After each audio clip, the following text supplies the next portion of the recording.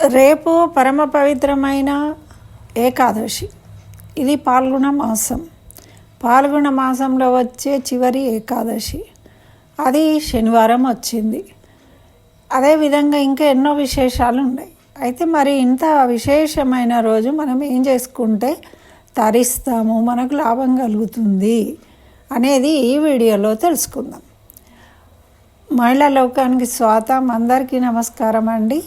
మనకు పాల్గొన మాసము చివరి మాసం మన తెలుగు సంవత్సరాలలో. అదేవిధంగా రేపు మనకు శనివారం రోజు ఈ సంవత్సరం అంటే విశ్వావసునామ సంవత్సరంలో వచ్చే చివరి ఏకాదశి అన్నమాట. కాబట్టి మనము ముందే చెప్పుకున్నాము, పాల్గొన మాసము అంటే అన్నీ ఇప్పటి వరకు ఏవి చేసినా చేయకపోయినా ఈ మాసంలో చేయడం వల్ల మన సర్వ దోషాలు పరిహరింపబడతాయి. అదేవిధంగా శుభాలను పొందే అవకాశం ఉంది. అయితే 3 విధాలుగా మనము దీన్ని తీసుకోవాలండి. రేపు ఏకాదశి 1 విష్ణువును పూజించాలి.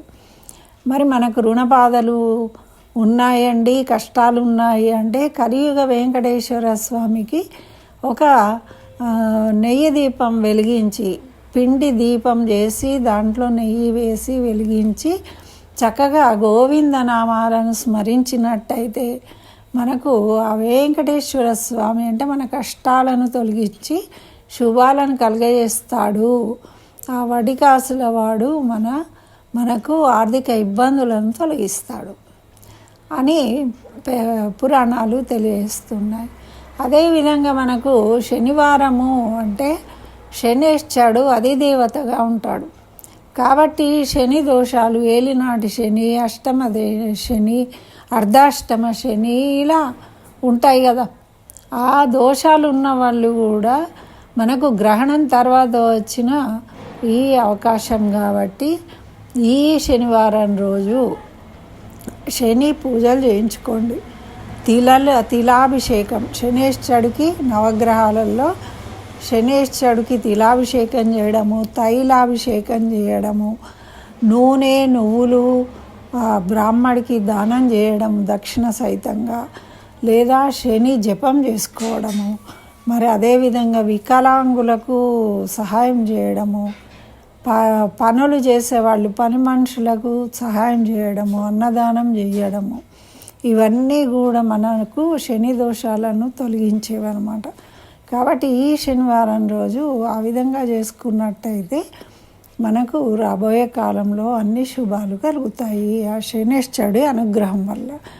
అదేవిధంగా మనకు శనివారం నాడు మనం హనుమంతుడిని పూజించడం, హనుమంతుడికి సింధూరం పెట్టించడము, హనుమాన్ చాలీసా పారాయణం చేసుకోవడము, మరి 12 నామాలను జపించడము, 21 ప్రదక్షిణాలు చేయడము, హనుమాన్ గుడికి వెళ్ళి 21 ప్రదక్షిణాలు చేసి అక్కడ రావి చెట్టు కింద కూర్చొని చక్కగా హనుమాన్ చాలీసా పారాయణం వీలైనన్ని సార్లు జపించడం వల్ల, హనుమాన్ నామాన్ని జపించడం వల్ల కూడా మనకున్న గ్రహ దోషాలన్నీ కూడా తొలగిపోతాయి. అదేవిధంగా రావి చెట్టుకు ప్రదక్షిణాలు చేయాలి. ఎందుకంటే లక్ష్మీనారాయణులు కొలువై ఉంటారు. 7 ప్రదక్షిణాలు చేసి లక్ష్మీనారాయణను స్మరించినట్టయితే మనకు ఆరోగ్యము ఐశ్వర్యము కలుగుతాయి. మరి ఇటువంటి ఇంత విశేషమైన రోజు ఈ శనివారము ఏకాదశి కలిసి వచ్చిందండి. అదేవిధంగా శనేశ్వరుడు అస్తంగతుడు అవుతున్నాడు అని చెప్తున్నారు పండితులు. అంటే ఏంటి అంటే శనేశ్వరుడు సూర్యుడికి దగ్గరగా వెళ్ళి దగ్ధం అవుతాడట. దగ్గరగా వెళ్ళడము అనే దాని రోజు రేపు జరుగుతుంది. కాబట్టి ఈ సమయంలో మనము శనేశ్వరుడి యొక్క పూజ చేయడము, ఆయనకు ప్రీతికరంగా ఏ పని చేసినా మనకు మంచి శుభ ఫలితాలను ఇస్తాడు. ఆయనకు నచ్చిన పనులు ఏమిటి అంటే వికలాంగులకు సహాయం చేయడము, పేదలకు, పని వాళ్లకు బట్టలు, వస్త్రాలు, ఏదైనా డబ్బు సహాయం చేయడము, ఆహారం అందించడము, మరి నడవడము, శనేశ్వర నామాన్ని పఠించడము, హనుమాన్ చాలీసా చదువుకోవడం, ఇవన్నీ కూడా మనకున్న దోషాలను తొలగించే రోజు రేపు.